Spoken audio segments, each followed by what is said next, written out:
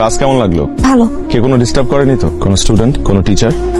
ইউনিভার্সিটিতে পড়াশোনা করতে হবে মন দিয়ে, কোনো ধরনের ফাঁকিবাজি করা যাবে না, ওকে? আর কোনো কিছু যদি লাগে তাহলে ভাইয়াকে বল, ভাই কিন্তু ডিপার্টমেন্টের টপার। তোমার ফোনটা দাও। ফোন দিয়ে কি হবে? তোমার যদি কোনো প্রয়োজন হয় আমাকে, তাহলে সব জায়গায় তোমাকে খুঁজে পাবে না, আমি তো সব জায়গায় অ্যাভেলেবেল না। তো তোমার ফোনে আমার নাম্বারটা আমি সেভ করে দিচ্ছি, যাতে করে তুমি আমাকে কল দিলেই পেয়ে যেতে পারো। ভাইয়া আমাকে আপনার নাম্বারটা দিন। এক্সকিউজ মি, বড় ভাইয়ের নাম্বারটা স্পেশাল, যেটা সবাইকে দেওয়া হয় না। কে রে বন্ধু, তোর সূচনা কল দিছে? না, প্রথম প্রথম তো তোমার লজ্জা পাচ্ছে। এমএ তোমার তো কিউট কে। এই তোমার ফোনটা দাও তো, আমার ফোন নাম্বারটা দিয়ে দিচ্ছি, রাতে কথা। আমি ফোন ইউজ করি না। তোমাকে ভালো লাগছে? আমার দেরি হয়ে যাচ্ছে। ভাই বুঝলাম না, কেন মারতেছেন ভাই? মারতেছি কেন বুঝোস না? কি করছেন আপনি? আপনি আমার ক্ষমা করে দেন, আমি আপনাকে জীবনে নিশ্চয় করবো না। আচ্ছা ঠিক আছে, ক্ষমা করেছি। ভাই মাফ করছে। জায়গা কিছুক্ষণ আগে নাম্বার চাইলো, এখন এসে আবার পা ধরে মাছ চাচ্ছে। কাহিনী কি বলতো? ওপর মহলে নজর আছে তোর দিকে। হ্যালো, কি ব্যাপার? ফোন দিয়ে কথা বলছেন না কেন? কথা বলে তো আপনি মারধর শুরু করেন। কে আপনি?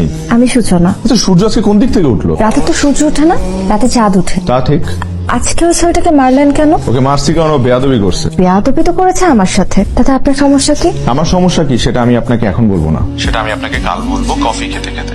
কালকে ওই ছেলেটাকে মারলেন কেন? মারবো না? সূর্য, একটা ছেলে তোমাকে টিজ করবে, তবে আমার ক্যাম্পাসে, আর ও পার পেয়ে যাবে, এত সহজ? তা ফ্যামিলিতে কে কে আছে? আমার মা মারা গেছে ছোটবেলায়, বাবা আছে আর বড় ভাই। তুমি ভবিষ্যতে কি করবা? আমার ফিউচার প্ল্যান এখনো করিনি।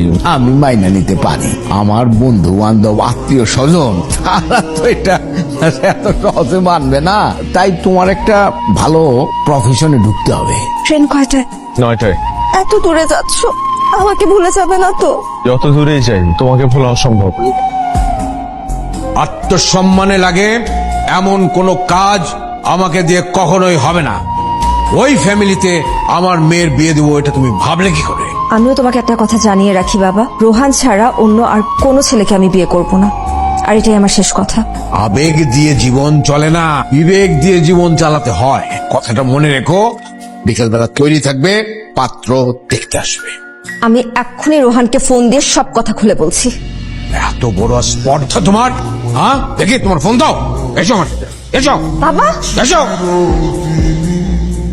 হ্যালো ভাই, আপনি দ্রুত চলে আসেন ভাই, খুলনাতে ভাই। কেন, কি হয়েছে? ভাই সূচনার বাবা তো সূচনার জোর করে বিয়ে দিতেছে ভাই। আমি আর মা একটা বন্ধুর মাধ্যমে জানতে পারলাম ভাই। তোরা থাক, আমি আসতেছি। তুমি এক্ষুনি যদি এদেরকে নিয়ে এখান থেকে চলে না যাও, তাহলে আমার ভয়ঙ্কর রূপটা দেখবে। যাব, অবশ্যই যাব, কিন্তু সাথে করে সূচনাকে নিয়ে যাব। সূচনা, সূচনা! তোমার সাহস দেখে আমি অবাক হচ্ছি। আমার বাড়িতে দাঁড়িয়ে তুমি আমার কথার অবাধ্য হচ্ছ, তর্ক করছো আমার সাথে। আমি বলছি কারণ আপনি আমাকে বাধ্য করেছেন বলতে, তাই।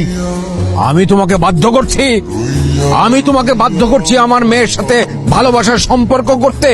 আমি তোমাকে বাধ্য করছি যে ফোন দিয়ে এটে ভালোবাসার অভিনয় করে আমার সমস্ত সয় সম্পত্তি দখল করতে? আমি অবাক হচ্ছি আপনার এই মুখোশ দেখে। সেদিন কি সুন্দর করে আমার সাথে কথা বললেন, আর আজকে আপনাকে আমি চিনতেই পারছি না।